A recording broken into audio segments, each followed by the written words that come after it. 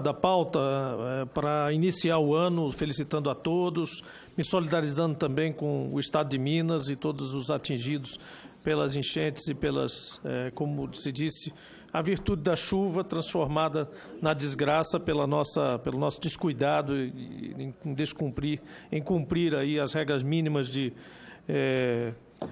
condução das nossas águas. Isso, com certeza, é uma responsabilidade humana nossa e nós, como gestores e legisladores, temos grande responsabilidade a reconhecer nesse aspecto.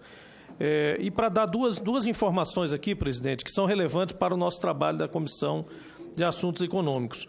Um é urgente, trata-se do acordo Embraer-Boeing, que eu reputo altamente lesivo para o país, e que agora tem duas coisas que o potencializam. Primeiro, ele foi aprovado por decisão unilateral, individual, de um conselheiro do CAD, Alexandre Macedo, superintendente-geral do órgão, alguns dias atrás, como estávamos todos no recesso, não foi repercutido devidamente.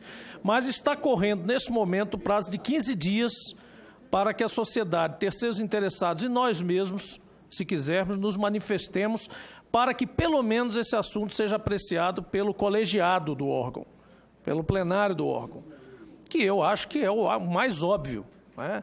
Uma questão que está sendo discutida pela Comissão de Comércio Americana, pelas comissões de Direito Econômico da Europa, da Comunidade Europeia, que ainda vai se pronunciar a respeito.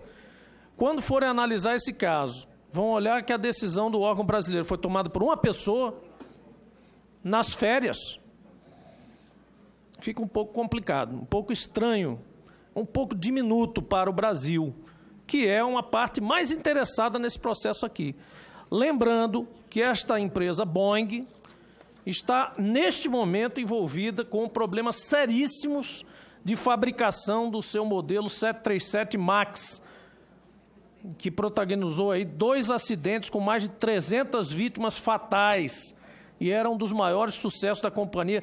400 unidades deste avião estão estacionadas em hangares sem poder viajar. Imagine o que é que essa empresa vai sofrer de sanção e de dívidas que ela vai deixar aí. Esta empresa está engolindo a nossa Embraer e nós estamos aprovando isso pela decisão de um homem, apenas um homem só. Eu, individualmente, já estou ingressando com uma interpelação lá. Não sei se nós podemos fazer uma coisa pela comissão e pelo Senado. Acho que nós temos o dever de interferir aqui e fazer essa discussão ser retomada seriamente, não pela questão só da bandeira nacionalista, nada disso, apenas e tão somente pelo fato de estarmos passando a empresa valiosamente para outra que está quebrando, está em vias de se falir, ela vai engolir, sabe o abraço do afogado? É isso que vai dar. Ela vai abraçar a Embraer e vai levar para o fundo. E quem vai se beneficiar são os concorrentes delas. O próprio voto do rapaz aqui, estou com ele aqui, mas, vou pegar ele aqui, ele coloca o seguinte, o Estadão aí, editorial do Estadão, que mencionou aqui, aspas, para o conselheiro do CAD. Não identificamos nenhum problema concorrencial, apesar de a operação tirar um player de mercado relevante, que é o de aviões de 100 a 150 passageiros, disse ao Estado o superintendente-geral do CAD, Alexandre Cordeiro.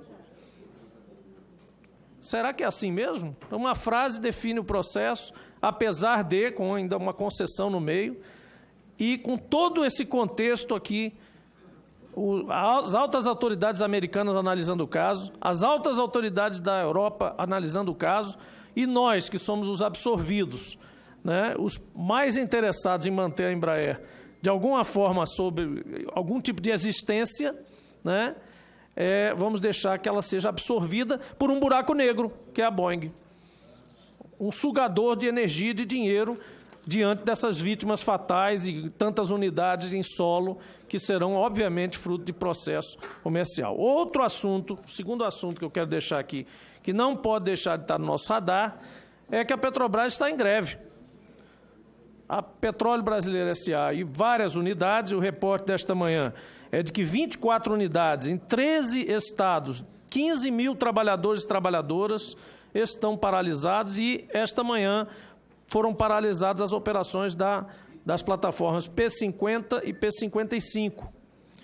Está formada uma comissão permanente de negociação. Quem está acompanhando as notícias sabe que eles se instalaram no 4º andar do EDISE, do edifício sede da Petrobras.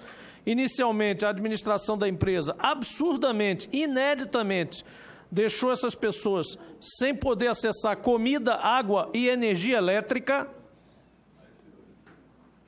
E, depois de uma decisão judicial, a juíza do TST, então, mandou, sob pena de multa altíssima, que fosse permitido acesso ao básico para essas pessoas, trabalhadores e trabalhadoras sindicalistas que estão no 4º andar do EDISE, desde as 0 horas de sábado.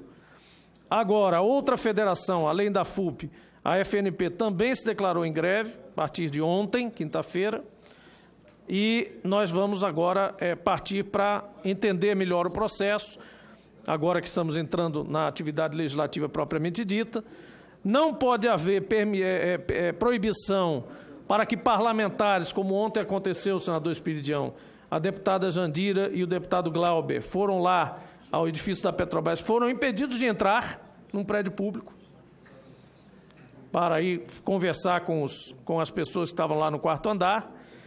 E a Petrobras, me parece que agora entrou com um dissídio coletivo hoje, que provavelmente vai resultar em multar a greve, percentual de manutenção de produção, etc. É um assunto que nós temos que acompanhar com bastante cuidado, até porque não só diz respeito à demissão dos 1.000 empregados da Fafem lá do Paraná, de uma vez, uma coisa de alto impacto, como da própria discussão, senhores, também, da nossa prerrogativa de autorizar a venda de subsidiárias, senador Tasso. Eu, como sempre digo aqui, não sou contra e não deixo de reconhecer a legitimidade de um governo de governar. O governo foi eleito, tem o direito de colocar a pauta que quiser e que foi referendada pelas urnas. Eu só acho que não deve atropelar as coisas, não deve ter medo de enfrentar o debate aqui nesta casa, por exemplo, ao propor vender subsidiárias da Petrobras.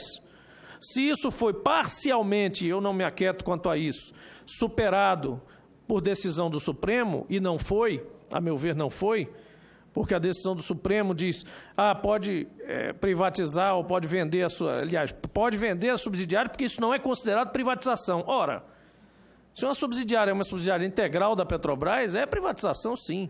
Estou entrando nem no mérito de ser contra ou a favor, mas o conceito é o mesmo. Porque essas subsidiárias foram criadas para operar especificamente por razões contábeis, operacionais, ações e atividades econômicas reguladas da empresa estatal Petrobras. Então não há diferença nenhuma, só porque é subsidiária ou não é. E mais ainda, esta decisão do Supremo dá margem a uma burla clara, que é pegar refinarias agora que não eram subsidiárias, transformá-las em subsidiárias e vendê-las. Ora, dá na mesma. Então, aquele mandamento legal que diz que isso tudo teria que estar passando por aqui, do mesmo jeito que passou para criar essas empresas, porque para criar essas empresas tiveram que pedir autorização aqui e nós participamos da decisão. Nós, outras gerações de outros mandatos. Mas, para desfazer isso também é preciso que passe por aqui. Porque se foi criado por uma razão estratégica, nacional, importante, relevante para o Brasil, é preciso que, para desfazer isso, também nós autorizemos.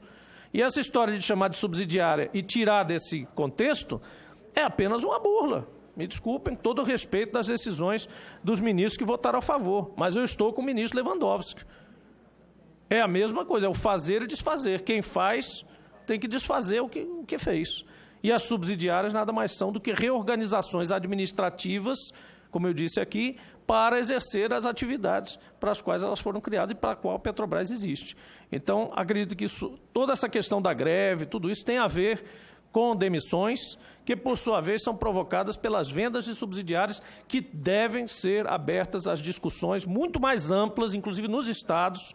No Paraná estão demitindo 1.000 pessoas de uma vez.